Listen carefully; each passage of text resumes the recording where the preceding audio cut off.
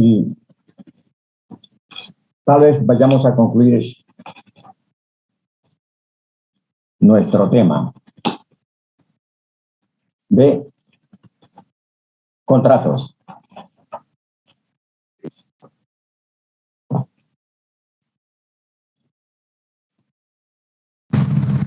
Este es nuestro tema.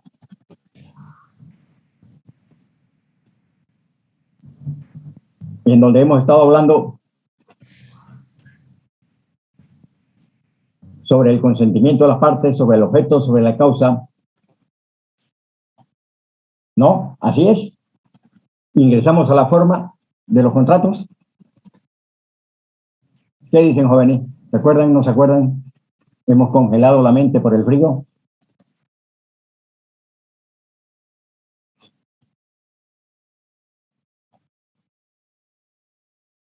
Entramos a las formas del contrato. A ver. No escuchando muy bien. A ver, cuénteme, compañero.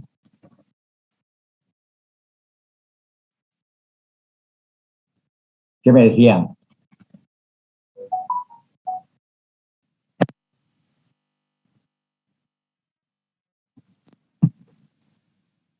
Hemos entrado a la forma de los contratos. Hemos dado algunos ejemplos, ¿verdad? ¿Sí?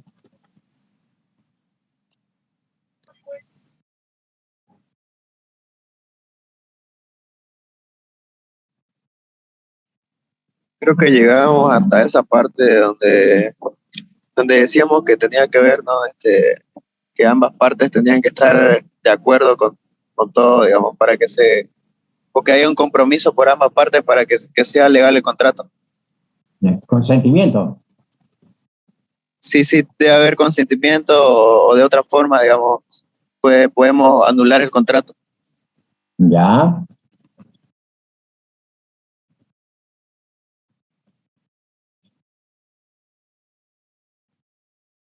El consentimiento de las partes, el objeto de las partes, la causa en los contratos. Tienen que verificarse esas cosas para que estemos hablando del contrato. Y también tenemos la forma, siempre y cuando lo determinen las normas, siempre y cuando sea exigible la forma.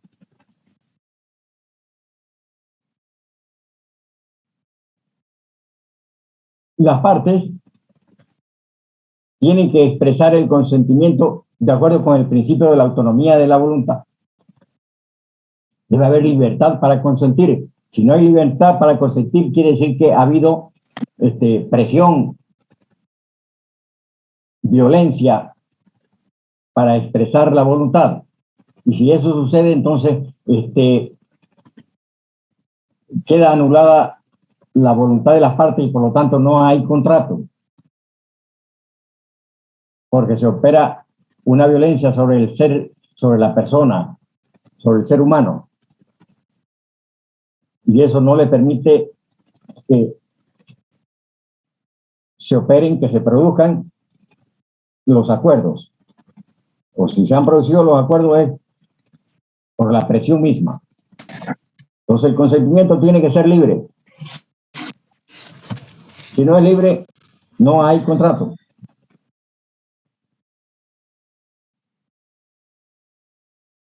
Incluido esos contratos especialísimos que se llaman contratos matrimoniales. Me obligaron a casarme. ¿Me obligaron a casarse?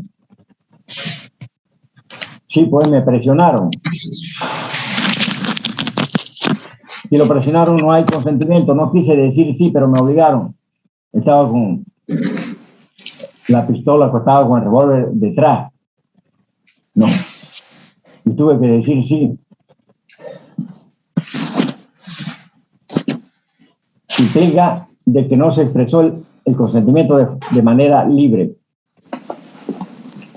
Los menores también no pueden expresar su consentimiento libremente porque son menores, no tienen capacidad por ser menores. Entonces tienen que estar con la presencia de un familiar, el padre, la madre o los tutores.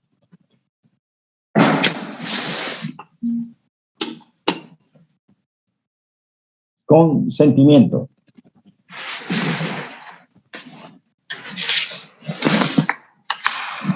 El objeto. No puede haber contrato sin objeto.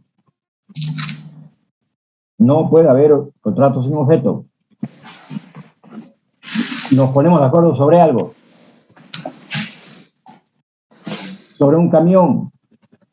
Sobre una patente. Sobre un derecho de autor.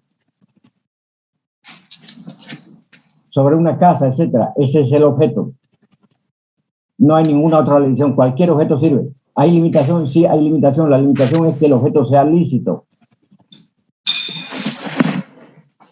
Cuando el objeto no es lícito, no hay contrato.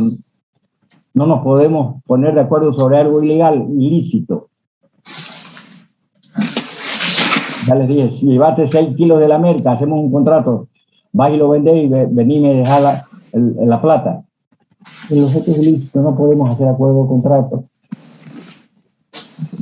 De repente hacemos trato, pero no contrato, porque el objeto es ilícito. Estoy contratando una mujer para que vaya y se prostituya a las Islas Baleares.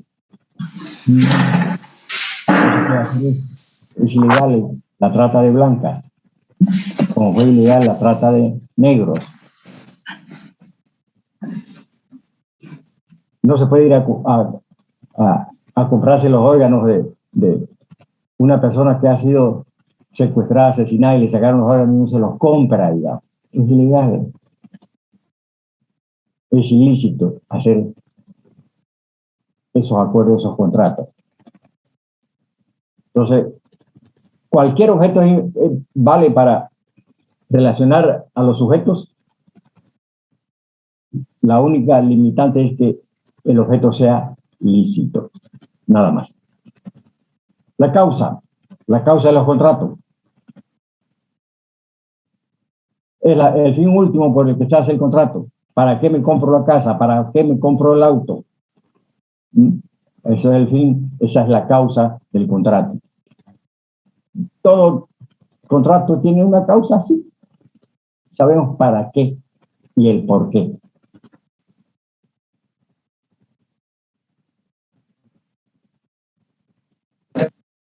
El último dato que tenemos es la forma de los contratos.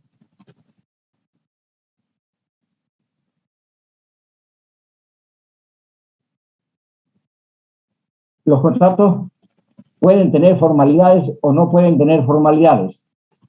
Y hablamos de la forma cuando lo establece, cuando lo previene la norma, cuando lo previene la ley. Si no lo previene, entonces hacemos un contrato sin ninguna formalidad y tiene plena validez. Lo que pasa es que cuando la ley determina que se debe hacer un acuerdo, un contrato con determinadas formalidades, hay que hacerlo porque si no, no tiene validez. Y el Estado está precautelando cosas importantes de nosotros, está precautelando cosas importantes de la sociedad, con hacer que determinados contratos tengan unas formalidades.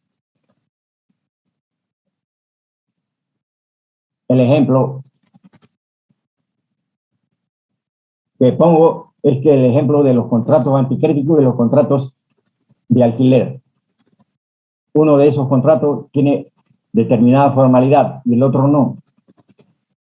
Y es previsible que así sea porque en una clase de contrato se pone en riesgo poquísima parte de mi patrimonio y en el otro se pone una gran parte de mi patrimonio en riesgo. En el contrato de alquiler pongo poca plata, poco riesgo de mi patrimonio. 1.000 bolivianos mensuales, 2.000 bolivianos mensuales, $1.500 mensuales, $2.000 mensuales, dependiendo del nivel de ingreso de las personas. Y por lo tanto no hay mucho riesgo en el patrimonio y a eso no no le asigna la formalidad a la ley, porque no está en riesgo el patrimonio de la persona, que es lo que le interesa al Estado, ¿no?, en esta sociedad. El contrato anticrético sí, porque ahí está en riesgo una parte considerable o a lo mejor toda la parte del patrimonio de las personas. Un contrato anticrético se hace por $3.000, por $5.000, por $10.000, por $15.000. Las empresas hacen por $20.000, $30.000, $40.000, o los que tienen nivel de ingresos grandes lo hacen por esas cantidades, digamos. Entonces ahí hay una parte considerable de nuestro patrimonio, y el patrimonio siempre lo tiene que preservar el Estado, se tiene que fijar en el patrimonio de las personas, porque ese es cumplir su función en esta sociedad. Va a precautelar, y por eso a ese contrato anticrético, para precautelar ese patrimonio, le da determinadas formalidades para que las personas no vayan a perder su patrimonio. Por ejemplo, la cantidad de plata que dan, o por ejemplo, la misma casa, digamos, para ambas partes. Tienen que precautelar ese patrimonio. Y por eso le da formalidades. En el contrato anticrético hay formalidades, sí. Hay formalidades. La formalidad es que tenemos que hacerlo a través de un documento público. Documento público ante notario de fe pública. Es que se tiene que pagar un impuesto sobre la transacción. Esa es una formalidad. Si no hacemos, entonces no estamos cumpliendo con la formalidad, estamos cumpliendo el riesgo sobre una transacción. $15.000 el contrato anticrético, y tenemos que tener en cuenta que vamos a pagar un impuesto sobre esos 15.000 impuestos nacionales, que deben significar unos dólares más, pues, ¿no? Unos bolivianos más, unos pesos más. Y a veces la gente no quiere hacerlo, ¿para qué vamos a seguir pagando? Mejor lo dejamos así, no lo hacemos con formalidades. Tenemos que llevarlo, ¿dónde? El registro público, es decir, a derechos reales. Hay que pagar allá un porcentaje también, sí hay que pagar para registrarlo e inscribirlo. Esas son formalidades que mucha gente no quiere. Toma los $10.000 y se acaba el asunto, hagamos un documento, firmarlo, y no le demos más bolilla, digamos. Ya está, ya yo ingreso a la casa, voy a recibir tu plata. Pero se corren los riesgos. El Estado sabe que se corren los riesgos, la ley señala los riesgos, digamos. Pagué los 15.000, no fui a impuestos nacionales, no lo llevé a la oficina pública, no lo inscribí en derechos reales, y entonces el que me dio el anticrético, como no está registrado y no tiene nada previsto del Estado sobre eso, entonces agarra y la vende, porque la puede vender. Cuando acuerdo, la casa está vendida y me dice, usted me dijo que iba a vivir aquí 2 años, voy 6 meses y usted la vendió, me tienen que sacar, no sé. Bueno, problema. De repente le va a devolver la plata, pero tengo problemas ya, porque las previsiones de la gente no tienen tiempo, 6 meses, 1 año, 2 años, 3 años, depende. Bueno, entonces me está perjudicando. Y me está perjudicando porque yo no cumplí con las previsiones establecidas en la ley, no cumplí las formalidades. Si lo había registrado en derechos reales, el dueño no la podía vender, porque estaba con lo que se llama carga. Una carga tenía ese bien. Estaba grabado ese bien. Estaba con un contrato anticrético, donde con registro en derechos reales. No lo iba a vender, porque el que le iba a comprar iba a pedir un certificado que se llama aluvial, y iba a salir un certificado que decía, esta casa está con un gravamen hipotecario, con un gravamen de anticresis, etcétera, de 15.000. Entonces el que le iba a comprar no se va a comprar pleito y lo deja, no lo vende. Pero como no hicimos la formalidad, entonces lo va a vender y voy a tener problemas. Yo que pagué plata por eso. De repente me va a decir, le devuelvo la plata, sí, pues, pero ya me perjudicó. Y de repente no le va a devolver la plata, peor todavía. No supe que la vendió y se fue, y no me encontré más, y vinieron y me sacaron, porque ya la habían comprado otro, me perjudiqué, mi patrimonio en riesgo. Por eso, cuando uno hace contratos anticréticos, tiene que hacerlo con las formalidades establecidas en la ley, para no vernos perjudicados. el propietario también lo registra y tiene la plena garantía de que ese señor no va a actuar de mala fe y de repente la va a vender, va a encontrar a alguien que se la va a comprar, digamos, porque él vive ahí y cree que es el dueño. O porque de repente se quiere apropiar a través de la usurpación, cualquier cosa, si no lo tiene registrado, si no tiene las formalidades. Ese es el sentido de la formalidad en los contratos. Cuando la ley previene hay que hacerlo. Aquí está precautelando el patrimonio de las personas. Hay otros contratos con otras formalidades, por supuesto, hay otros contratos con otras formalidades que hay que cumplirlas. Entre esos otros contratos tenemos que tener en cuenta, por ejemplo, el contrato matrimonial. El contrato matrimonial tiene formalidades, jóvenes. El Estado le da una serie de formalidades porque va a nacer una cosa esencial para la sociedad, para el Estado, que se llama la familia. La familia es el núcleo fundamental de la sociedad. Aunque ahora se estén hablando varias cosas, digamos, sobre la familia, tradicionales o no tradicionales, pero la familia siempre en el Estado cumple una función especial, sustancial, ¿no? El núcleo de una sociedad se llama la familia, y por tanto el Estado le ha prestado toda la atención posible a la formación de esa familia, y por eso le da las formalidades para desarrollar, para hacer el contrato matrimonial. ¿No? Los que son casados deben saber esas formalidades. No creo que haya casado aquí entre los alumnos, ¿no? Entonces, no les voy a preguntar. Pero de repente uno sabe de esas formalidades porque ha sido testigo de algún matrimonio, digamos, ¿no? O de repente sabe que se casó su hermano, su tía, no sé quién, digamos. Ingeniero. Sí, señor. Hasta de hecho ya hay matrimonio ahora. No, son uniones, de hecho, no son matrimonios. ¿Ya? El matrimonio es una institución jurídica. Claro, pero ¿acaso cuando están ya viviendo en concubinato no 2 años no puede ir? No se llama matrimonio, se llama unión de hecho. Y tienen todos los derechos igual que un matrimonio, eso sí, ¿ya? Bueno. No es matrimonio. No es lo mismo que el matrimonio. En los resultados sí, pero usted se une y no tiene formalidades.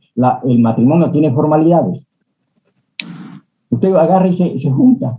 Esa unión de hecho reconocida por el Estado, con todos los derechos. Incluido a veces la repartición de los bienes cuando deciden desunirse, ¿ya? Pero no es matrimonio. El matrimonio es una institución jurídica con determinadas formalidades de las que estamos hablando. El matrimonio tiene formalidades. La unión de hecho no tiene. Vení, ¿te querés juntar conmigo? Sí, claro, te quiero, nos amamos y nos juntamos. Nos queremos casar, no es que nos querramos y no, tenemos que buscar ciertas formalidades. ¿Sí? En los hechos son lo mismo en los hechos, porque tienen las mismas características de derechos y obligaciones, con los hijos, con los bienes, etcétera, digamos. Repartirse los bienes también, digamos. Pero no se llama matrimonio, se llama unión de hecho, que lo podemos hacer, verificar a través de algunas formalidades posteriores, sí, ¿no? Uniones de hecho. A tal punto que las personas miembros de los LGTB se unen también y no pueden hacer matrimonio. En otros estados hay matrimonios de las personas del mismo sexo, aquí todavía, ¿no? Porque son uniones de hecho simplemente.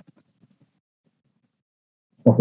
Formalidades para el matrimonio, sí, formalidades para el matrimonio, es que la ve a su próximo marido o mujer, lo ve y no se pueden casar inmediatamente, no se pueden unir inmediatamente, como en las uniones de hecho. La veo y nos pusimos de acuerdo y nos unimos, pues.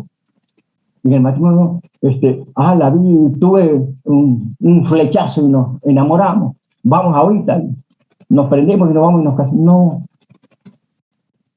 Uno se va a la autoridad y se presenta primero y le dice nos queremos casar. ¿Cuándo se quieren casar mañana? No, señor, no lo puedo casar mañana. Lo voy a casar de aquí a 8 días, a 5 días, no sé cuánto. Eso lo saben los casados. Esa es una formalidad. Esa formalidad tiene ciertas cosas que hay que el Estado precautela. Las conocimos y nos vamos a casar, ¿cuánto? Dentro de 5 días, dentro de 8 días. Pero primero, para casar tiene que haber un registro público. Entonces los voy a registrar que los voy a casar dentro de 8 días. Y ese es un registro público.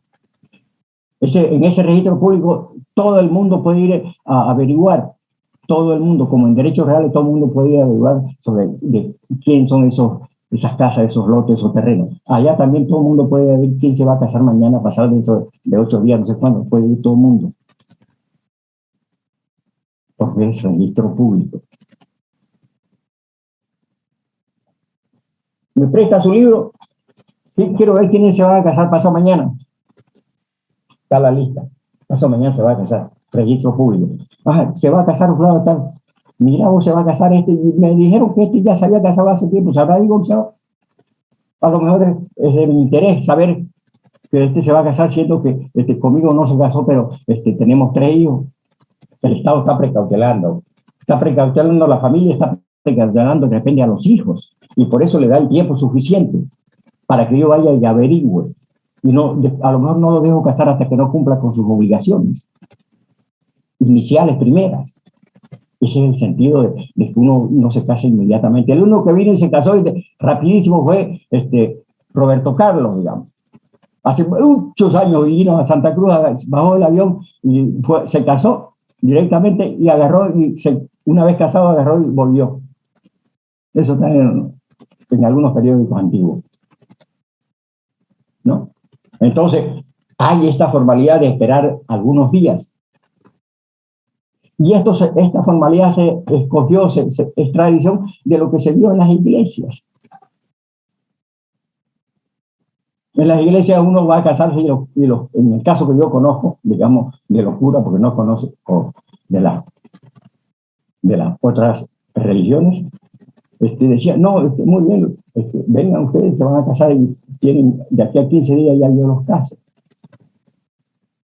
Esa es una tradición que estaba ahí y que la legislación civil la recogió, no con los tantos días que hacen los curas, digamos. Allá le dice, no, señor, muy bien, lo vamos a casar, denme los datos, etc. Y comienza a publicar, porque como la religión no es para el que quiere ser, entonces la gente no lo sabe, y por eso en la iglesia los que van a casar lo comenzaban a publicar. El cura allá arriba en su púlpito, no en el púlpito, comienza a anunciar anuncio que aquí en esta parroquia van a casarse dentro de 6 días, 5 días los señores fulanos y fulanos y fulanos, ¿no? Formalidad que se va a pasar a la ley del matrimonio civil establecida en nuestro país y después establecida en el Código de Familia. Formalidad. ¿Hay más formalidades? Claro que hay más formalidades, ¿no? Ese acto, ese contrato matrimonial debe hacerse con la presencia de 2 personas. No con una, porque una es ninguna, con 2 personas. Una persona, un mentiroso por cada pareja. Mentiroso, le dicen a los testigos, ¿no? Entonces, sí.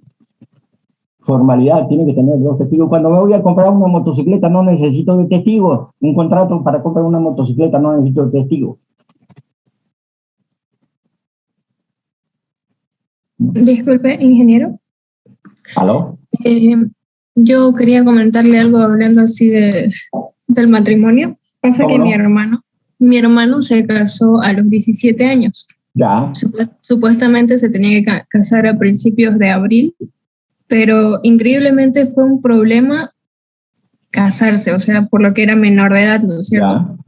Yo quería preguntarle más o menos respecto a eso, el montón de papeleo que se tuvo que hacer para que él se case, a pesar de que mis padres simplemente firmen y toda la cosa, ¿no? Pero no sé si fue por el lugar al que fueron para casarse así por lo civil, o es que aquí hay como que problemas, digamos, para que un menor de edad se case. Claro que sí. Si es menor de edad, digamos, no tiene capacidad para un contrato, para este contrato matrimonial, no tiene capacidad porque es menor de edad. Todos los menores no tienen capacidad para actuar por sí mismos. De eso Por más que él firme y los padres estén de acuerdo. ¿Quiénes representan a los menores? Como a los discapacitados también los representa alguien para ejercer derechos. Tiene 17 años y desea ejercitar ese derecho, digamos, de contraer matrimonio, pero no lo puede hacer por sí mismo. Tienen que aparecer sus padres o sus tutores. Ellos van a decir, así figurativamente, el sí, van a firmar por el menor, aunque el menor esté firmando, digamos, en los libros, los padres también están autorizando, los tutores también están autorizando. Hay veces que ni los padres pueden autorizar el matrimonio, porque de repente el menor es de 13 años, de 14 años, la menor de 13, 14 años, y tiene que haber autorización expresa incluso de la autoridad judicial, es decir, del juez de familia.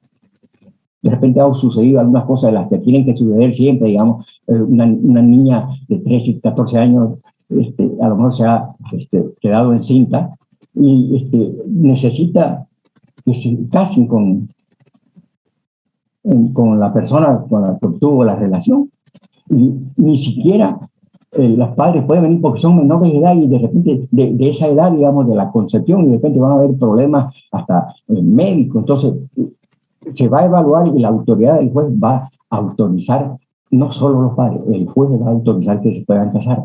Entonces, sí, el menor de 17 años tuvo que desarrollar una serie de papeleos que los papás puedan autorizar ese matrimonio. No sé si fue por ahí el dato que usted me está dando, señorita. Sí, solamente que a nosotros, bueno, todos como que nos sorprendió que haya sido un problema, porque a mis padres les habían dicho que, o sea, mi hermano obviamente quería casarse, no era por obligado y toda la cosa, pero se supone que nos dijeron que bastaba con la autorización de mis padres y todo eso, pero fue como que un proceso así casi que duró como 3 meses. Imagínese. Entonces, no sé si es que el lugar también pretendía hacer tiempo para que mi hermano cumpliera 18 o todo eso, ¿no? Pero sí se pudo, digamos. Después de tanto papeleo, sí pudieron casarse. Claro que sí, de repente el consejo pudo haber sido, tiene 17 años y de aquí a 3 meses lo va a cumplir, te casas dentro de 3 meses y no necesitas autorización de nadie, digamos. Tenés la del familiar y todo, pero ya con 18 años lo puedes hacer libremente, digamos, ¿no? De repente uno no sabe. Pero el hecho es que era menor de edad y tenía que cumplir algunos procedimientos para realizar el acto matrimonial, para realizar el contrato matrimonial, que es un contrato específico, especial, no es cualquier contrato, es un contrato entre seres humanos, no es un contrato para comprarse un costal de papa o un costal de cebolla, no, es un contrato entre seres humanos, es un contrato especial que establece el Estado, sui generis, especialísimo, por supuesto, pero contrato al final de cuentas, contrato matrimonial civil. ¿Sí? Entonces, estamos hablando de formalidades. La formalidad es que hayan 2 testigos. Sí, tienen que haber testigos, no uno. Los testigos van a ir a acreditar que sí se pueden casar, que son mayores de edad, que son unas personas buenísimas, ¿no? Que nunca le han conocido novios, cortejos a ellos, digamos, que primera vez en su vida, digamos, entonces está bien que se casen, digamos, para formar una familia. Eso van a ir a dar cuentas los testigos de la solvencia de las personas. Se necesita eso, que los conozcan. Después hay más formalidades en el matrimonio, sí hay más formalidades, jóvenes. Que ese acto lo deba realizar determinada autoridad, no cualquier autoridad, una determinada autoridad. ¿No? Me voy a comprar una motocicleta y me voy donde cualquier autoridad. No, cualquiera. Recorro donde la encuentro y la autoridad aquí no, es una determinada autoridad. ¿Cuál es la determinada autoridad? El funcionario del registro civil de las personas. Él es el único que puede casarlos, ¿no? Hay algunas situaciones complementarias a esto, sí, hay unas situaciones complementarias a esto cuando se dan circunstancias especiales que no puede estar el funcionario de registro civil. Como cuando me quiero casar en el exterior. Allá no encuentro al funcionario que lo encuentro aquí. Pero hay las excepciones de la ley que dice, cuando estoy en el extranjero, me puedo casar reconociendo las leyes bolivianas si me voy al consulado boliviano. El cónsul puede hacer las veces de registro civil y allí me registro, ¿no? Porque es una formalidad. El cónsul puede operar como oficial del registro civil. Tiene unos libros para eso en el consulado. De repente, otra circunstancia. Estoy en la guerra con Paraguay, en la guerra del Chaco, y he caído herido en las candentes arenas del Chaco. Quiero casarme, no quiero morirme sin casarme, pero no puedo movilizarme porque estoy con la pierna hecha una desgracia. Me llegó un cañonazo, y no puedo. Yo todavía no me he muerto, pero quiero casarme. Y no puedo irme a Porongo, donde está la novia. Entonces, el comandante, no sé quién, el jefe de ahí, va a decir, tráigala a la novia para que se case aquí. ¿Quién lo va a casar allí? El comandante de ese cuerpo guerrero. Qué sé yo, el comandante de división, el comandante de cuadra, no sé quién. Lo va a casar la autoridad superior ahí. Él hace las funciones de funcionario del registro civil. De repente estoy en la guerra con Chile, pues, ¿no? Y estoy en medio mar, digamos, ¿no? Estamos ganando la guerra, digamos, contra Chile, digamos. En el barco Mariscal Brown, digamos, ¿no? O Grau, quiero decir. Y allí caigo herido, digamos, como soldado. También me sucede lo mismo, quiero contraer matrimonio con la novia, hay que traerla, ¿no? La traen la novia, la llevan al barco. ¿Quién nos va a casar? El comandante del barco. Esas son las circunstancias, digamos, especiales, digamos. Pero el funcionario encargado es el oficial del registro civil. Esa es una formalidad. No como ha ocurrido en nuestra ciudad y en el país, situaciones medias estrambóticas, ¿no? Uno encuentra en algunos archivos de Santa Cruz que determinadas personas se casaron allá en el barrio 4 de noviembre en la comisaría, ¿no? O en alguna otra comisaría, digamos. Estaban medio pasados, ¿no? Y decidieron ir a casarse. ¿Quién lo casó? Un policía. Hay unos libros especiales en los registros, en los archivos de Santa Cruz. Imagínense. No los puede casar más que esta autoridad. Entonces, ingeniero, señor. Cuenta mi abuela que allá en Villamonte, cuando reclutaban ya a los muchachos en la guerra del Chaco, cuando ya no había soldados y los reclutaban, antes de subirlos a los Caimanes, dice que les preguntaban quién tiene corteja o quién tiene novia. Y ese ratito lo traían el de registro civil y los casaban. Tenían que ser casados para ir a la guerra. Si les pasaba algo, ¿cómo no lo dejaban? Por lo menos heredaba. Así cuentan, que antes de subirlo a los Caimanes para la guerra, tenían que casarse. Por supuesto. O por lo menos dejar. Y los que no tenían, no se casaban, ¿no? Ni modo, no, el que no tenía, pues ni modo, al Caimán. Al Caimán nomás. Claro que sí. Y directo. Este dato es ese.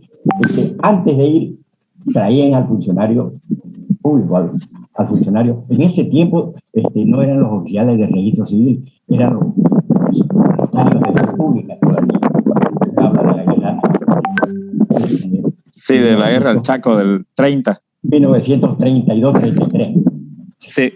Sí. Entonces, sí, se operaba de esa manera, digamos, los militares seguramente para cumplir eso que usted dice, morían en combate y tenían que dejar herederos. La heredera, por supuesto, era la que se casó, digamos, porque de repente se casó y se fue y no iban a poder tener hijos todavía, ¿no? Entonces había un heredero. Pero resulta que hay herederos, digamos, si no se casan, digamos, hay herederos. Los herederos, por ejemplo, son los padres también cuando no hay esposa, cuando no hay hijos, ¿ya? A esos se llaman herederos forzosos. Resulta entonces que el funcionario es el oficial de registro civil. Otra formalidad. Hablamos de más formalidad, vamos a hablar de más formalidades hoy. Pero esta formalidad de repente ya está desapareciendo. De que en nuestra legislación, en nuestras leyes, decía que el matrimonio se debería realizar entre personas de distinto sexo. Ahora la lucha es que se puedan casar las personas del mismo sexo entre sí, ¿no? No sé si ya está la ley, la norma, pero en otros estados del mundo ya está, digamos, la norma, ¿no? Aquí no es que no se puedan juntar, se juntan, pero no se pueden casar porque no sé si está legislado la ley, ¿no? Dicen que ya está en el Parlamento, por ahí, digamos, ya, ¿no? La están tratando, la ley del matrimonio de las personas del mismo sexo. Aquí, en la ley del matrimonio civil y en el Código de Familia, solo se podían casar las personas de distinto sexo. Que eso permitía la extensión de la especie. No. Entre seres del mismo sexo no se van a ir reproduciendo la especie. Entre los de distintos sexos sí. Entonces, decían, no, de repente, pues, hay el antecedente, allí en esos libros, en esos archivos históricos de Santa Cruz, hay algunos matrimonios entre personas del mismo sexo se turbaron, se confundieron, estaban, ¿no? Con los cabellos largos, en ese tiempo los dos, ¿no? No se sabía cuál era cuál, digamos. Hay antecedentes de personas casadas entre sí, del mismo sexo, que van a devenir en nulos, ¿no?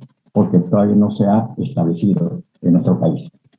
Les repito, se pueden unir a hacer todo eso, sí, pero no pueden constituir este instituto jurídico denominado matrimonio. Entonces, formalidades.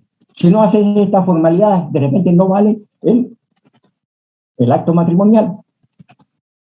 Nos casamos y no habían testigos, se va a anular, porque no habían testigos que dé crédito sobre esto. Me casó el comandante de la policía o el comisario de tal, no vale, porque no es funcionario público. Ha sufrido engaño de cualquier naturaleza, de repente cualquiera de los dos ha sido engañado, entonces no vale el matrimonio. Ni siquiera puede ir a plantear la disolución porque no fue un acto válido, ¿no? Formalidades. ¿Qué es lo que está haciendo el Estado? En el primer caso del ejemplo que le di, es que está precautelando el patrimonio de las personas. Es importante que el Estado se fije en el patrimonio de las personas para que no se destruyan, pues las personas no estén en dificultades. En el caso del matrimonio, el Estado está precautelando ¿qué? Está precautelando a las familias. Y les repito, esa es la importancia que el Estado le asigna a la familia, que es el núcleo fundamental de una sociedad. Cuando la familia está mal, la sociedad está mal. De repente en estos tiempos nuestras familias están mal, pues no, por eso hay tanta delincuencia en este país, porque las familias están mal. Cuando las familias están bien, la sociedad está bien. Ese es el sentido de la formalidad en los matrimonios que le dio el Estado al acto matrimonial. Compañero que me habló sobre la unión de las personas, sí, el Estado a través del tiempo ha ido reconociendo que esas uniones son legítimas, ¿no? Y no se puede discriminar a las personas producto de estas uniones libres y de hecho, que forman casi las mismas características de un matrimonio, que son estables, que tienen hijos, que en el tiempo se prolongan, digamos. ¿Cómo no se le va a reconocer la calidad de unión a estas personas, de unión libre y de hecho? Con todos los derechos de cualquier matrimonio institucional, por supuesto, y eso habla de la no discriminación con respecto a las formalidades en los matrimonios, en la sociedad, quiero decir, ¿ya? Entonces, hemos hablado del consentimiento, del objeto, de la causa y la forma en los contratos, la importancia que tiene la forma para que se precautelen ciertos derechos. tenemos que cumplirlo. Les digo, por ejemplo, ¿me la dan en anticrético? Sí, se la doy en anticrético, muy bien. Cuando se quiere venir, tal, me da la plata, sí, se la doy. Sí, me fui, el anticrético.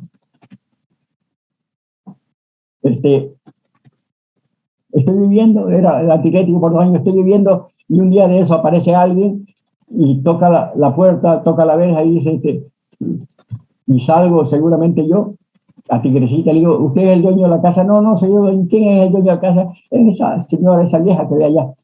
Los viejos siempre estamos haciendo alquileres y anticréticos. ¿Saben por qué? Porque no trabajamos ya. Hemos pasado la edad de trabajo, entonces nos queda y vamos a vivir de nuestras rentas. Por eso digo viejo, sin ninguna cuestión despectiva, digamos. No. Los jóvenes son los que más trabajan y los otros viven ya de su renta, de su alquiler, de su anticrético, etc. Alquilan casas, alquilan máquinas, alquilan cosas. De eso viven. Cuando no viven, por ejemplo, de sus pensiones, ¿no? Son también mínimas, digamos. Entonces, ¿quién es esa señora allá, esa viejita? Esa es la dueña. Llámemela a la señora. Muy bien. Viene la señora y le dice, ¿usted es la dueña? Sí, soy la dueña. ¿Sabe qué? El lunes vamos a venir. Sí, va a venir. Vamos a venir con la autoridad judicial, vamos a venir con el juez y vamos a rematar esta casa. Y la anticrecita está escuchando, oyendo eso. Sí, se la vamos a rematar, pero no, usted sabe que se la vamos a rematar porque hace 1 año, año y medio, 2 años que estamos peleando. Nosotros de la cooperativa estamos peleando para que usted nos pague y no nos paga hasta este momento. El lunes venimos y le rematamos la casa. Llega el lunes, rematan la casa. Hay un señor que ha dado la plata, está dando la plata en ese momento para quedarse con la y la remata la autoridad y dice, desde este momento usted es dueño de esta casa porque está pagando el precio que hemos establecido. Señores, señora, usted tiene 3 días para desocupar la casa y para que se la podamos entregar al nuevo dueño. Y yo, anticrecista, plop de espalda. Señora, entonces, me tengo que salir. Sí, pues eso es lo que está diciendo la autoridad. ¿Y por qué usted no me dijo? Es que usted no me preguntó de repente. Bueno, me va a devolver la plata. ¿Sabes? Mire, no le voy a devolver la plata porque con este remate incluso me he quedado con un saldo todavía de deuda.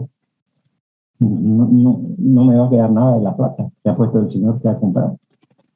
¿Qué va a pasar? Nos vamos a ir 2 con nuestro palito y nuestro tarifa afuera, talón planta punta, desalojando la casa. Perdí mis 15,000 y 20,000 dólares. ¿La voy a agarrar a chutazo a la señora? No voy a sacar para me voy a ir preso mañana. La voy a demandar para que me devuelva por los daños. ¿Cómo la voy a demandar si la señora se está quedando también en la cochina calle y no va a tener con qué responder? ¿Qué les parece?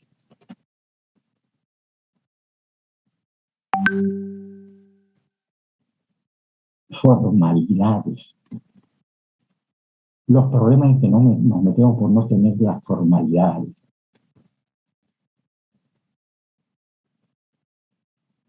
Puede ser que me fui al anticrético y quiero hacerlo con formalidades. Y le digo, me la da a su casa en anticrético. Sí, claro. ¿Usted la dueña? No soy el dueño. No, entonces no hacemos contrato. Y ya sé la formalidad. No sabe qué podemos hacerla conmigo. ¿Por qué?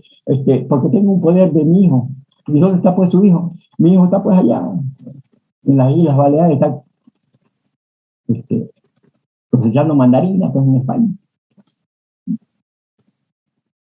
Bueno, pero tiene poder, sí tengo, bueno, tengo que verificar. Poder de fulano de tal, para que la autoriza a su mamá para hacer y disponer de la casa, venderla, alquilarla o ponerla en anticrético. Tiene un poder. Y el que da el poder le deja a la madre los títulos de propiedad y tengo que saber quién es el propietario. Ya estoy más tranquilo, ¿no? Y entonces con esa persona puedo hacer el contrato de anticrético. Y de ahí voy a desarrollar lo demás. Voy a ir donde el notario de República, de ahí voy a ir a impuestos nacionales, voy a pagar los impuestos y me voy a ir a derechos reales y lo voy a registrar. Lo voy a registrar porque es un bien raíz, es un bien inmueble que está sujeto a registro. y ahí va a quedar el antecedente de que está de esa manera. Formalidades, jóvenes, formalidades establecidas en la norma. Cumplámoslo para no vernos perjudicados. Inge, doctor, una consulta, y por ejemplo, para el poder, eso el notario es el que revisa todo eso, que el poder sí Claro, lo tenga. claro, él lo hace, digamos, el notario. Porque él hace el poder, digamos, ¿no? Le ha dejado el poder, vino el hijo un día de eso y le dejó el poder a la madre y se fue. Lo firmó ante el notario y ya le van a dar un documento. Pero yo me voy al momento de que, por ejemplo, yo soy el que está haciendo el trato. Yo me voy al momento en el que yo, como me cercioro, el notario al momento de hacer el contrato, verifica todo eso. O yo lo tengo notario, que hacer aparte. El notario, uno se va con el papel que dice, quiero dejar poder para mi tía, para mi abuela, para mi madre, etcétera, y le da, dice, puede hacer esto. Todo lo que eso dice, se va a dar el poder, se lo da al funcionario. De repente no va a verificar si es el que está dando el poder es propietario o no, de repente no. O a lo mejor el tipo va y dice, yo soy el propietario, voy a quitar mis títulos de propiedad y quiero dejarle el poder para que ella pueda disponer, ¿no? Pero cuando sucede esto del anticrédito, ya el notario no aparece, el que aparece es el dueño o la señora con un documento en donde está el poder, ¿ya? Entonces ese poder está firmado por un notario de república y tiene toda la validez para que las personas le puedan creer a ese poder, ¿sí? Lo ha hecho hace un año, hace 2 años, hace 15 meses, no sé cuánto, el poder ya estaba hecho, digamos, lo tiene la señora guardado ahí. Cuando alguien viene, ella se lo muestra. Ella, cualquier persona, ¿no? ¿Y ese poder tiene un tiempo definido normalmente? Sí, es posible que tenga un tiempo definido, digamos. Puede ahí ponerle hasta que la venda, digamos, hasta que la den anticrético. Otros, hay una clase de poderes que tienen determinación de 1 año. Por ejemplo, cuando me dan poder para ir a hacer un cobro, digamos. Entonces el poder va a tener 1 año, digamos, porque las personas se mueren dentro del año, entonces va a seguir cobrando y no aparece, entonces se lo dan por determinado tiempo, por un determinado tiempo. Ahí en esos casos dice hasta que lo puede dar en antigresia, en alquiler o lo venda, digamos. ¿Cuándo? No se sabe. En el poder, entonces. Eso ¿sí? Lo especifica ahí en el poder. ¿Cómo dice? Eso lo especifica ahí en el poder. Sí, en el poder. El poder dice hasta que se dé el acto de venta, el acto de anticrédito, el acto. O si no, dice exactamente, dice por 1 año, exactamente el poder tiene vigencia de 2 años también, para otras cosas, digamos, para desarrollar otros actos en la vida. ¿Sí? Les repito, el problema de los cobros, digamos, los que cobran jubilación, que son bastante pasados en años, entonces ellos no pueden ir a cobrar y le dan el poder a otras personas, a sus familiares, y ahí sí les revisan cada año, porque como son mayores, a lo mejor ya se ha muerto y la persona sigue cobrando, digamos, los apoderados. Entonces ahí tienen fecha, 1 año. Ya se pasó, vaya a que le den otro poder, ¿no? Cada año o cada 2 años. Sigo escuchando, jóvenes. Aquí se debe preguntar todo.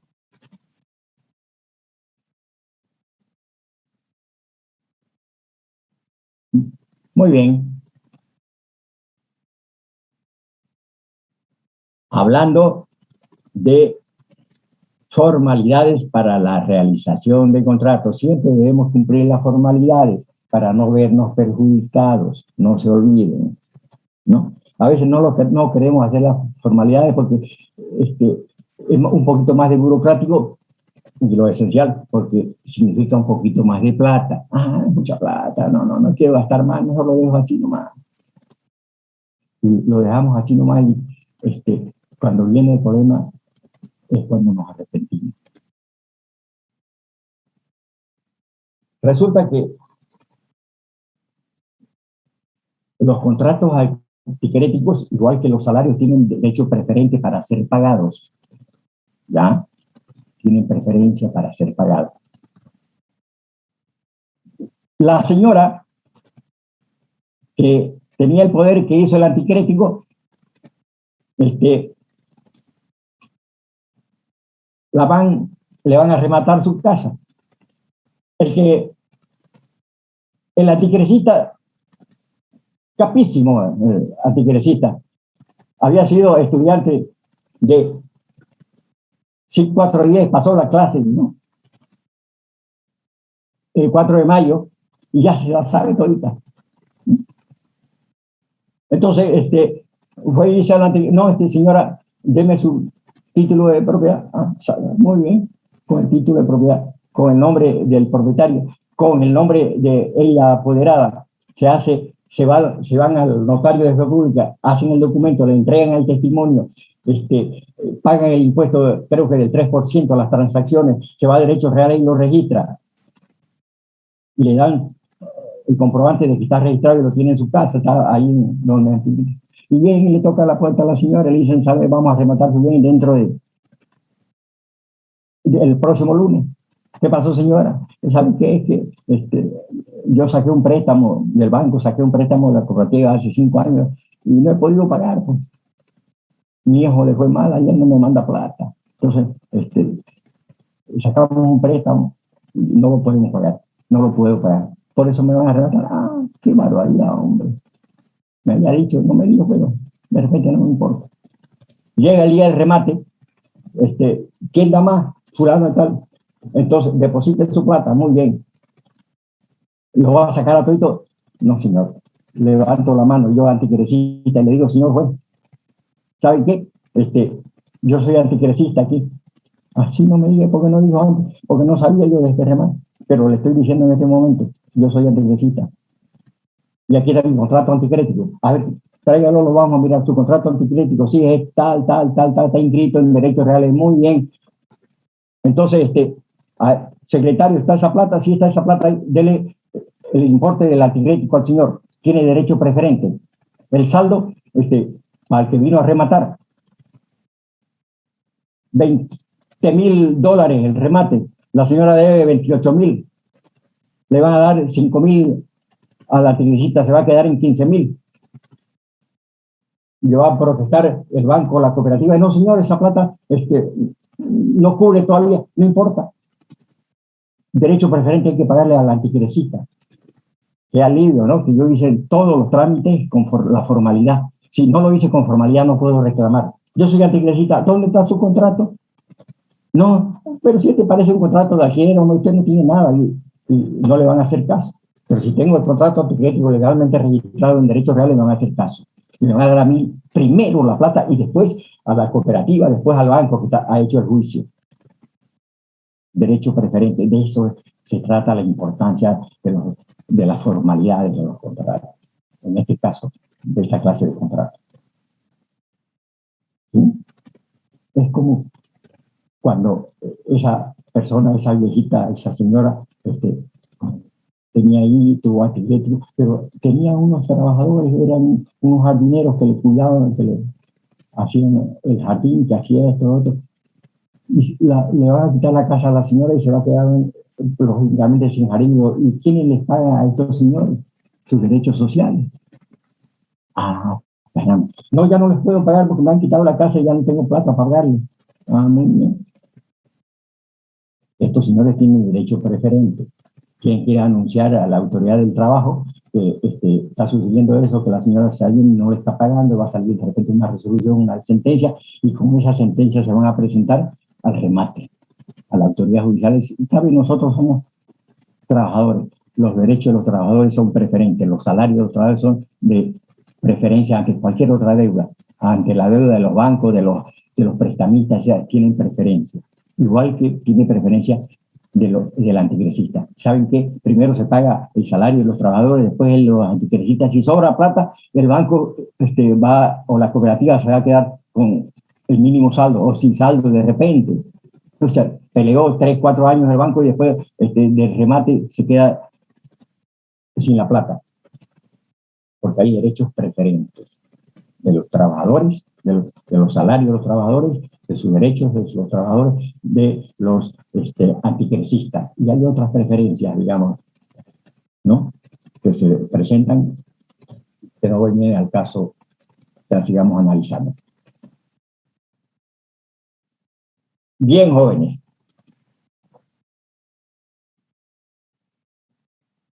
Entonces hemos estado hablando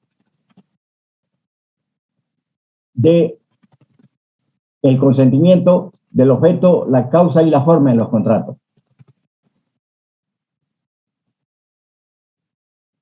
Vamos a ver cómo se clasifican los contratos.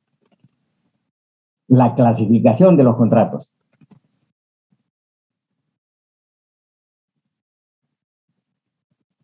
Hay unas clasificaciones que son eminentemente didácticas o teóricas y otras clasificaciones palpables, constatables en las normas legales. Unas son, les repito, de tipo didáctica para enseñarlas de repente a los profesionales del derecho, pero es importante que las sepamos, digamos. Y las otras son unas clasificaciones establecidas en nuestras normas, con nombres y apellidos los contratos. Una primera de esas clasificaciones es que sabemos que existen contratos unilaterales y contratos bilaterales. Es que existen contratos gratuitos y contratos onerosos. Es que existen contratos reales y contratos consensuales. Es que existen contratos nominados e innominados. Es que existen contratos individuales y colectivos.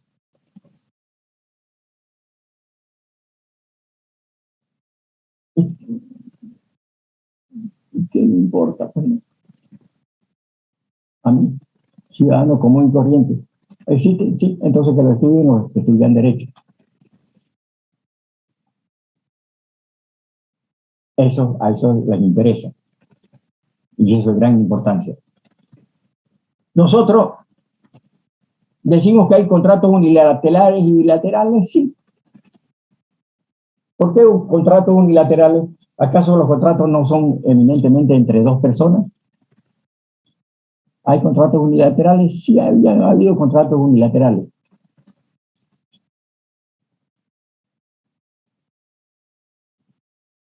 Como el contrato que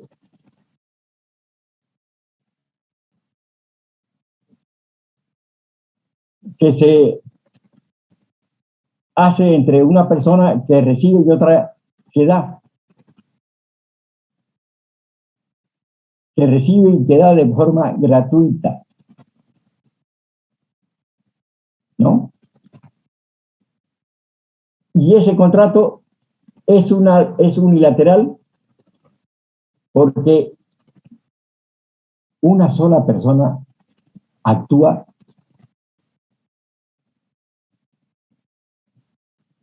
positivamente y la otra actúa pasivamente. Eso se da, por ejemplo, en los contratos de donación. Yo dono $2.000, $20.000 y el otro no hace nada, no me devuelve nada a cambio, no interactúa. El que actúa simplemente soy yo. Yo produje el contrato de manera unilateral porque yo doné, yo regalé. El contrato de donación es un contrato unilateral. La mayoría de los contratos son bilaterales porque las dos personas actúan, ofertan y contraofertan, reciben y dan a cambio. Ahí hay bilateralidad.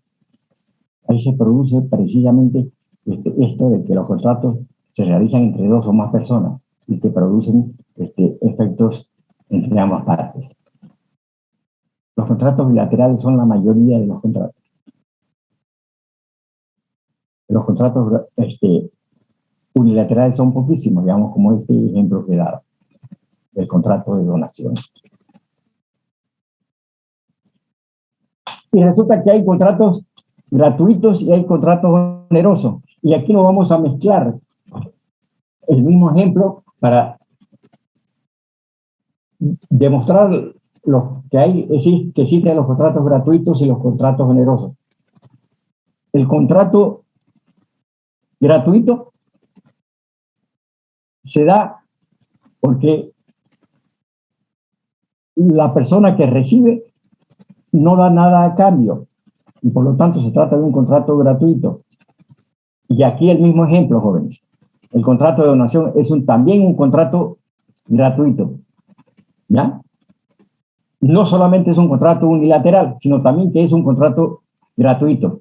Yo estoy donando y no estoy recibiendo nada a cambio y por lo tanto no tiene precio, no tiene valor, sino aunque sean los 10.000 y 20.000 dólares, no recibo nada a cambio y por lo tanto es gratuito. El regalo es gratuito, la donación es gratuita. Por eso les decía que tiene que ver con aspectos de orden didáctico, ¿verdad? De enseñanza, digamos, en los centros universitarios. Hay contratos individuales y colectivos. Los contratos individuales son los que realizan las personas desde el punto de vista particular y privado.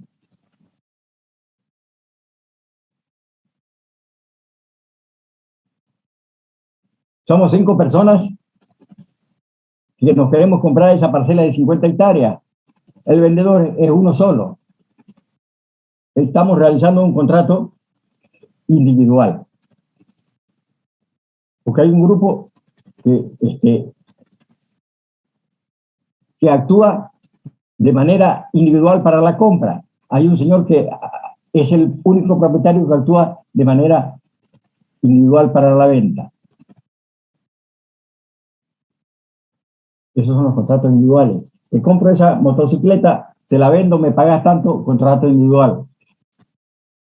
Te alquilo esa casa, digamos, no, me la das la casa, me lo das el departamento, te pago ingreso, contrato individual entre 2 personas, entre el dueño y el inquilino o el locatario.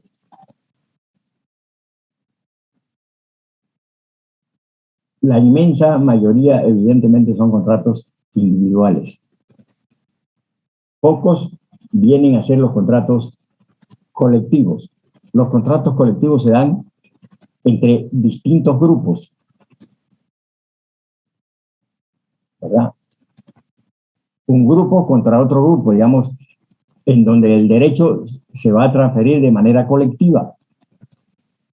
Esa parcela de terreno corresponde a 15 personas, dueños propietarios de 15 personas. Nosotros somos 10 personas que pertenecemos, o 20 personas, o 50 personas que pertenecemos al sindicato, un grupo, una colectividad. Se lo va a comprar para desarrollar cualquier actividad. Personas normalmente jurídicas que realizan contratos colectivos. ¿Ya?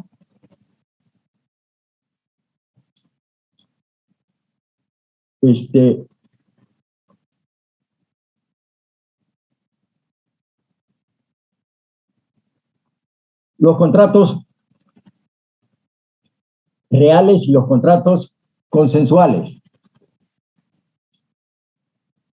Estos contratos implica, cuando hablamos de los contratos reales, que se van a perfeccionar, se van a completar el contrato cuando se hace entrega, cuando se hace tradición, se llama en derecho, cuando se hace entrega de la cosa, del bien. Esos son contratos reales. No puede darse el contrato real si no se entrega la cosa.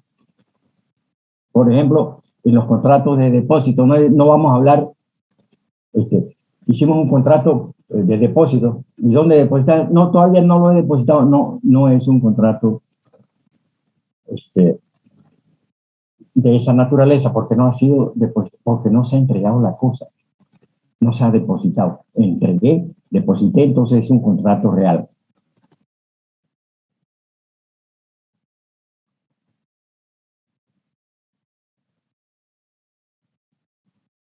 Contrato consensual. La mayoría de nuestros contratos son consensuales. Nos ponemos de acuerdo y se realiza el contrato. Y después lo podemos traducir, incorporar a un documento, a un papel. Nos pusimos simplemente de acuerdo, consensuamos. Con esta característica, con estos datos, con estos precios, etcétera. Nos pusimos de acuerdo. Eso es consensual. expresamos nuestra cosa. Y es más, va mucho más allá todavía. En el comercio internacional, por ejemplo, se utiliza esto de la consensualidad, ¿no? En muchísimos casos. Hoy chinito, hoy coreano, ¿sabes que mandarme unas 50 laptops? El precio es sí, estoy muy de acuerdo, mandármela con esta característica, tal. No nos conocemos con el chinito, con el coreano y nos las manda. Nos hemos puesto de acuerdo, hemos consensuado las características y los precios. Me la vas a mandar. Ya se acuerdan, el envío tiene precio, no tiene precio, etcétera. Pero no hemos puesto de acuerdo sin conocernos, consensualmente hemos establecido un contrato. ¿Tiene consecuencias? Claro que tiene consecuencias jurídicas. Ese acuerdo tiene consecuencias jurídicas. Me tenía que enviar 50 y han llegado 45 y hay problemas. Me ha perjudicado y te voy a demandar internacionalmente.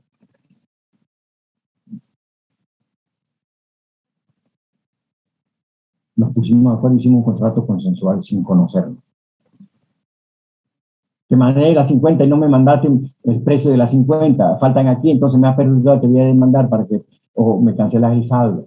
No estamos perjudicando, me has perjudicado, entonces hemos hecho un acuerdo y tenés que cumplirlo, porque el acuerdo entre partes es ley, entre partes. Los contratos reales y los contratos consensuales. Esta clasificación, les repito, más de carácter didáctico. La otra clasificación tiene que ver con esto que denominamos y llamamos contratos nominados o contratos innominados.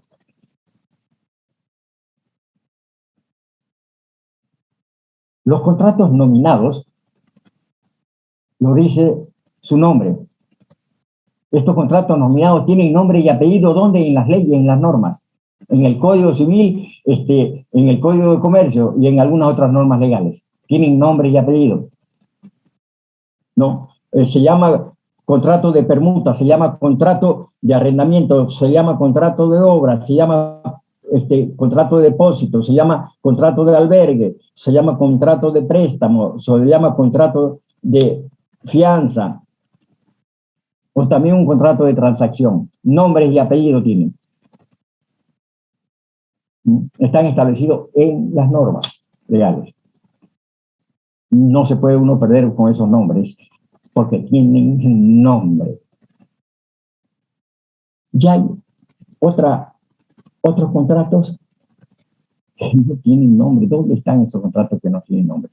Es la libertad que le da el Estado a los seres humanos, a las personas, a nosotros, para poder ponerle el nombre a algunas relaciones, a algunos acuerdos que realizamos y que no están establecidos en las normas legales. Entonces, es la libertad, la autonomía de la parte para darle el nombre que sea apropiado para esa relación. No aparecen, acuerdo, este contrato que vamos a realizar, no está en ningún código, en ninguna norma legal. Entonces le vamos a poner el nombre nosotros, por eso es innominado. Y está de acuerdo con la autonomía de la voluntad de las partes. Es un aspecto importantísimo que el Estado, que las leyes les reconocen a los seres humanos su libertad. Estos contratos que no tienen nombre y uno le va a poner el nombre, tiene apenas una limitante, apenas. Y es que esos nombres no atenten contra las buenas costumbres. Nada más. ¿No? Que no atenten al decoro de la sociedad, a las buenas costumbres. No le pongan unos nombres que vayan a ofender a la sociedad. No, tiene que estar de acuerdo con las buenas costumbres de la sociedad. Esa es la limitante, pero de ahí le podemos poner los nombres que queramos, porque no los encontramos en los documentos, en los códigos, en las leyes en donde aparecen con nombre y apellido. De repente vamos a hacer un contrato con un marciano, pues, ¿no? Ha llegado de Marte. Y vamos a hacer estamos en algunos viajes interplanetarios de repente. Y vamos a hacer un contrato, y todavía no se han acomodado, no hay normas que se establezcan para esa clase de contrato porque es novedoso. Entonces, le vamos a poner un nombre, digamos. O en cualquier actividad, en cualquier relación en donde sea especialísima esa relación y ese acuerdo, y se le va a poner el nombre adecuado, digamos, ¿no? Nominados e innominados. Los innominados son los que nosotros, como personas libres, podemos establecerlo, que no atenten a las buenas costumbres.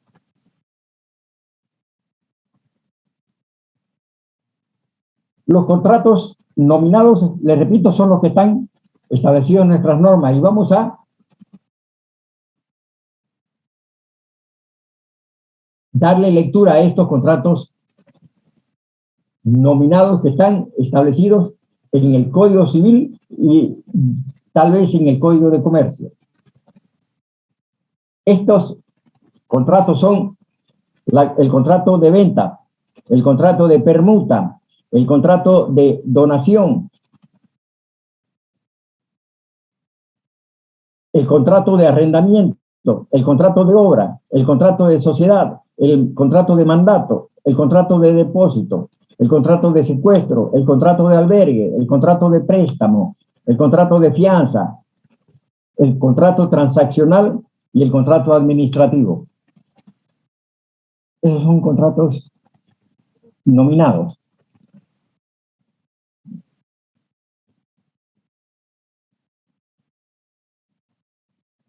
Los vamos a encontrar en nuestras normas legales.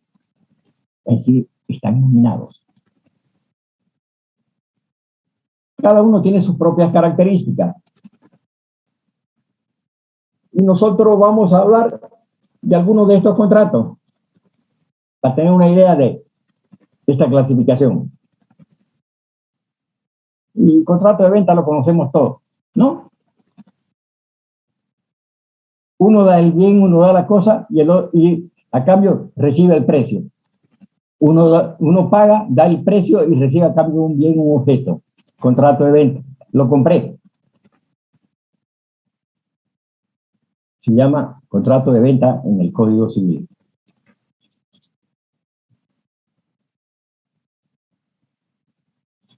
El contrato de obra es un contrato establecido cuando estamos realizando determinadas obras. Cuando realizamos una construcción de repente de una casa, la construcción de una carretera, allí se van a desarrollar contratos de obra entre el propietario y el que está haciendo la obra. Las obras civiles, ¿se acuerdan? Conocen. Contrato de obra. Yo, propietario, convoco, busco quién va a hacer la obra, quién va a aparecer, un encargado, un especialista, un ingeniero, un consorcio de ingenieros, una sociedad anónima compuesta por ingenieros o por ingenieros y arquitectos, dependiendo de lo que se va a realizar.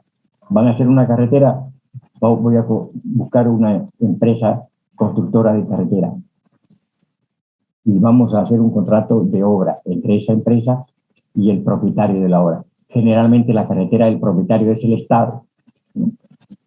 Entonces el Estado con los particulares van a hacer un contrato de obra. Vamos a hacer unos módulos en la universidad, el dueño es la universidad y los que hacen el módulo son los contratistas, entre ellos se hacen un contrato de obra.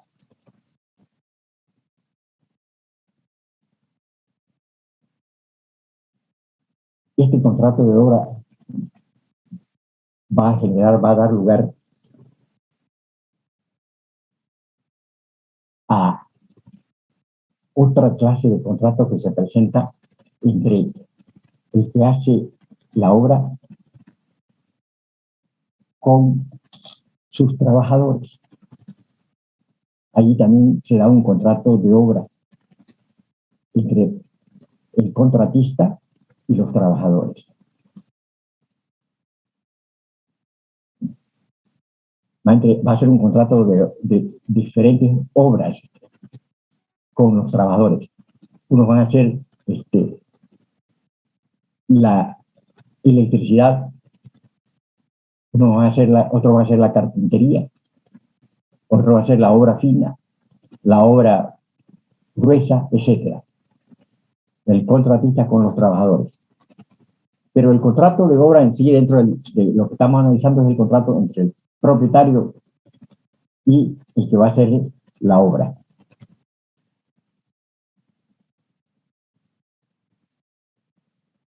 El contrato de sociedad es un otro contrato, con nombre y apellido, contrato de sociedad. ¿Cuándo hacemos un contrato de sociedad? Cuando queremos constituir una persona jurídica, por ejemplo. ¿Qué clase de sociedad voy a hacer? Una sociedad anónima, una sociedad de responsabilidad limitada. Voy a hacer una sociedad de responsabilidad limitada y voy a constituir una sociedad que se va a encargar de hacer obras de distinta naturaleza. Vamos a construir casas, vamos a construir edificios, vamos a construir carreteras. Entonces voy a hacer una sociedad. Esa sociedad la hago a través de un contrato de sociedad. ¿Entre quiénes? Entre los socios. 5, 6, 7, 10 personas hacen un contrato de sociedad, nos comprometemos todos a hacer esa sociedad. Y tenemos derechos y obligaciones. Eso se llama contrato de sociedad. El hacer una sociedad de distinta naturaleza, de las 6 clases de sociedades establecidas en nuestro código, que la vamos a ver enseguida, digamos, de aquí a uno o dos temas más.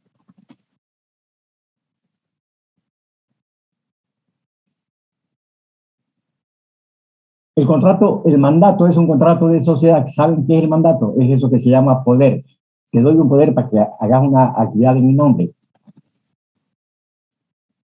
Incluso le dan poderes a alguien para que vaya y se case a su nombre de uno. Le está dando un mandato, ¿no?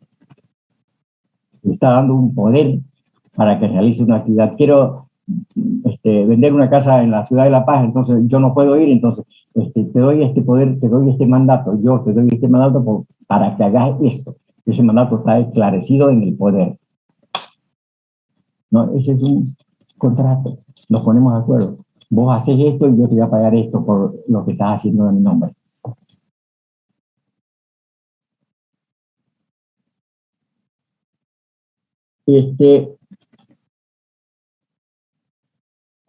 Vamos a ver un contrato interesante, importantísimo, que se llama contrato administrativo. Importantísimo que lo tengamos en cuenta en nuestra vida profesional, jóvenes.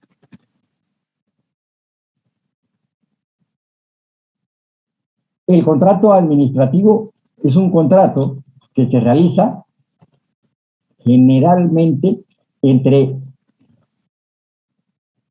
el Estado y un particular o unos particulares. Contrato administrativo, que tiene una legislación específica, porque es un contrato mixto entre la parte estatal o pública y un particular y un privado. Se llama contrato administrativo.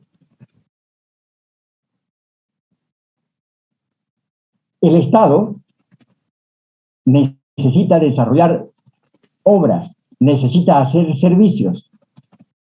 Y para hacer obras y servicios va a contratar a personas particulares. Entonces hace convocatoria para hacer este trabajo.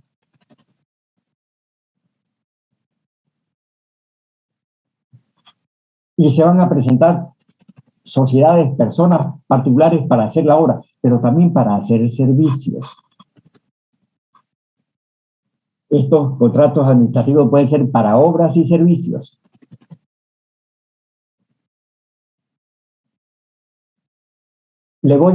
La alcaldía municipal quiere hacer una auditoría y va a convocar a quienes, a las empresas auditoras.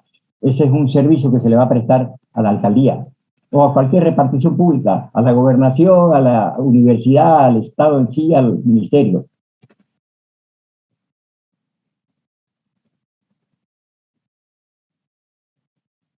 Un contrato mixto es un contrato administrativo. ¿Cómo nos damos cuenta de esto? Cuando escuchamos, cuando leemos, cuando sabemos de las licitaciones públicas.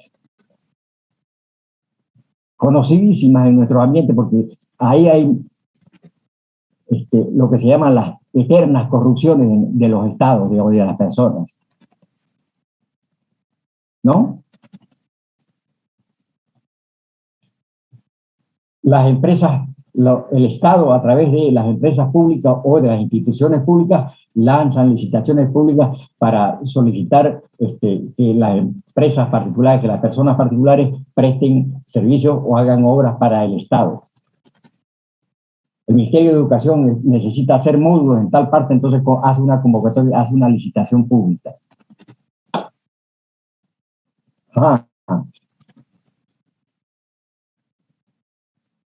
Esa licitación pública va a dar lugar a un contrato administrativo cuando se ha adjudicado la obra, cuando se ha adjudicado el servicio.